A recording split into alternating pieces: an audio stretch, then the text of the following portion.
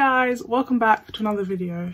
So today I'm going to be talking about all the books I read in June, and I think June has been the best reading month for me so far this year. I was able to read 10 books, and also not only was I able to read a lot, I was also able to read a lot that I really enjoyed and I can't wait to talk about.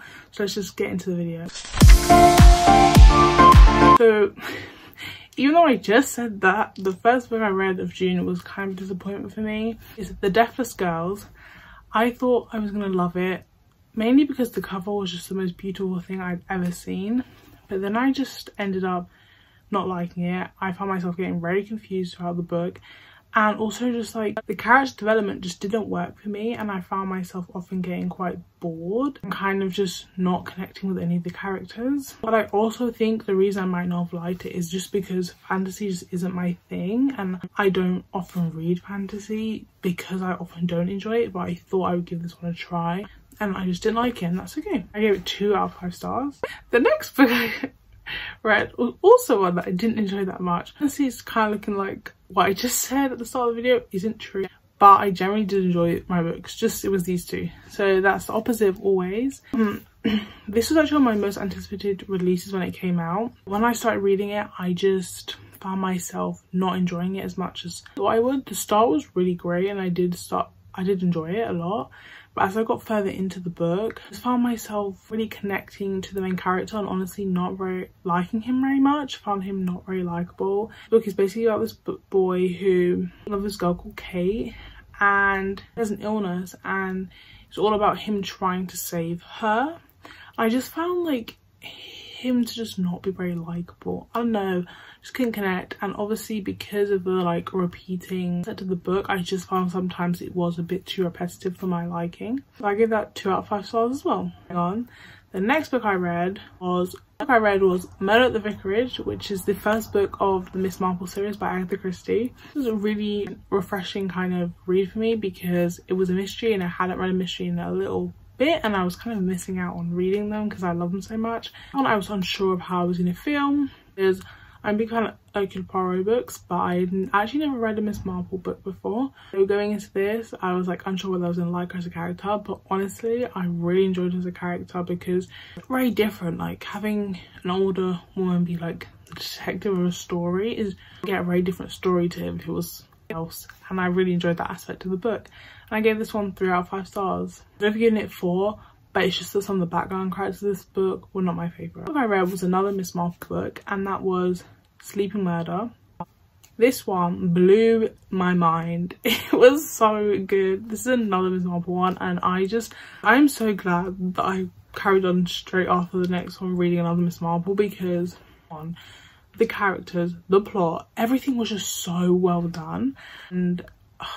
And also, if you are going to read an Agatha Christie book, you should 110% listen to an audiobook, but the BBC version, because it's like full cast, it's like some immersive kind of experience. It's amazing.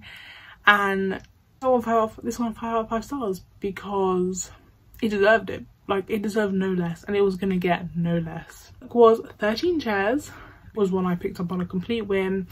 It was very like mysterious when I read the blurb, so I was like, oh, let me just give it a try, and I was really not disappointed. It basically follows this boy who enters this room and he's greeted with 13 chairs and 12 of them are filled, and the people welcome him in, and it's just like a collection of stories that they all tell.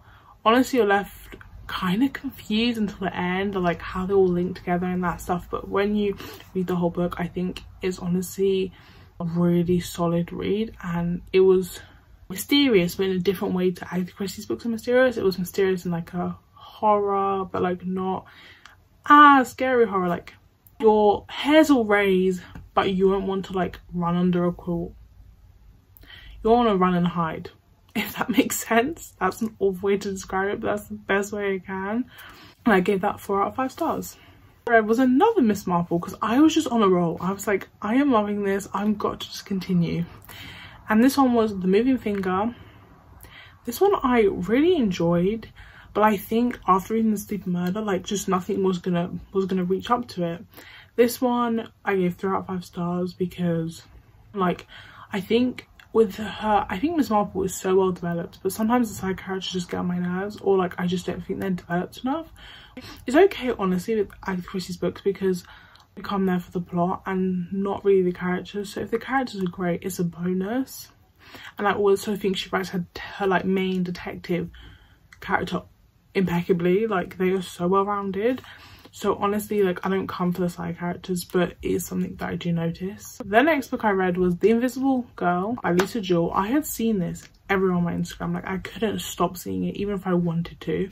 So I was like, okay, I'll give in. I will go get this book and we'll see how I feel. I loved this book. I would give a trigger warning though, just to sexual harassment and sexual assault. But other than that, like this book was... it was something special. I gave it 4 out of 5 stars. I did have like 1 or 2 issues with it, but overall really solid read. And I hadn't read like obviously Agatha Christie's murder mystery, but it's not like, I don't know how to describe it, like it's not gruesome, I guess is the best way I can say it, but this was like nitty gritty. And this one like was really a guessing game, The Invisible Girl. Like I found myself going back and forth between who I thought was guilty, and the ending I did not expect like at all. And it also left you on like not a cliffhanger, but you know when it's like something could have happened but they never stated that it happened, but you're pretty sure that's what happened. If that makes any sense at all. But it was a really good book. I think it's one of her best, and I would highly recommend that you pick it up if you are into mysteries. The next book I read was Dear Justice by Nick Stone.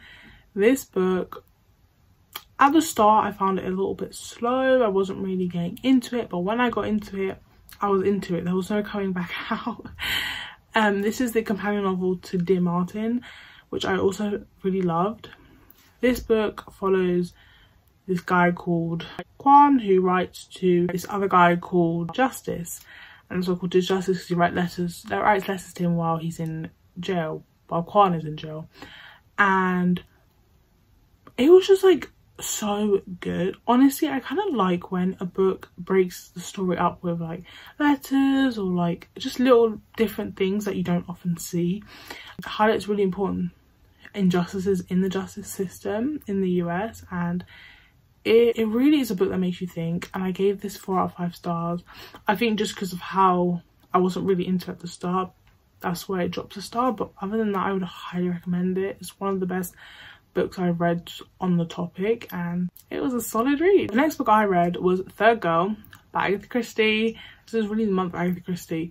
This one was going back to Hercule Poirot because I am the biggest fan, and I gave this one 5 out of 5 stars because again, the characters, like when Agatha Christie comes to the characters, no one else can match up because she doesn't mess. She can develop characters and keep the plot going, and that's what I love about this one. It was kind of very different, I feel like, to a lot of her other ones, and it was just a solid 5 out of 5 star read. Like there's nothing bad I could say about this one. It basically follows this young girl who goes missing, and she, like, no one actually knows where she is, but then also no one is that bothered, not because they don't care about her, but also because they just don't expect her to be in any danger. And it follows the story, and it's just, there was twists and turns at every point, like all her novels were there twists and turns. And then the last book I read to conclude June was Strangers by Paul Finch. This book was one that I've had on my Goodreads for literally ages, like since the first time I ever got Goodreads, and it's just been there and I keep putting it off, and I just hadn't really seen it out and about, if that makes sense, in bookstores, where I listen to my audiobooks anywhere. So I was just like, maybe whenever I see it I'll get it, but I did see it and I am so glad I started it. It follows this couple called Lucy, and she really wants to become a detective, but she messed up her first chance of becoming one, and now there's a massive case that could mean that she will get a chance at being a detective if she's able to help solve the case. And the story was just so well developed, like the plot, like it was just, there was twists and there was turns, and it was good, and it was a mystery that you want to read again, like, and see, okay, can I pick up where like I've just missed these signs, because it was that good. Like I just got to the end and I was like, oh yeah, this all fits together, but I couldn't put it together myself. And I gave this one 4 out of 5 stars. The only reason I dropped a star was because sometimes I found Lucy just to be a bit too erratic. Like, she would just do things and it was like, what are you actually doing? Stop. Like, don't react like that, please. And that's the only reason I dropped a star, was just because at times it was kind of irritating. But I feel like maybe it did add to the story. I don't know. I personally, if I don't like some parts of a character, it can make me drop a star. But I do highly recommend this. So yeah, that's all the books I read in June. Honestly, it was a really good read month, and I just like being able to read like a large amount, but also reading a large amount that you actually enjoy is honestly the best feeling. So remember to give this a thumbs up, subscribe, and I'll see you in my next video. Bye.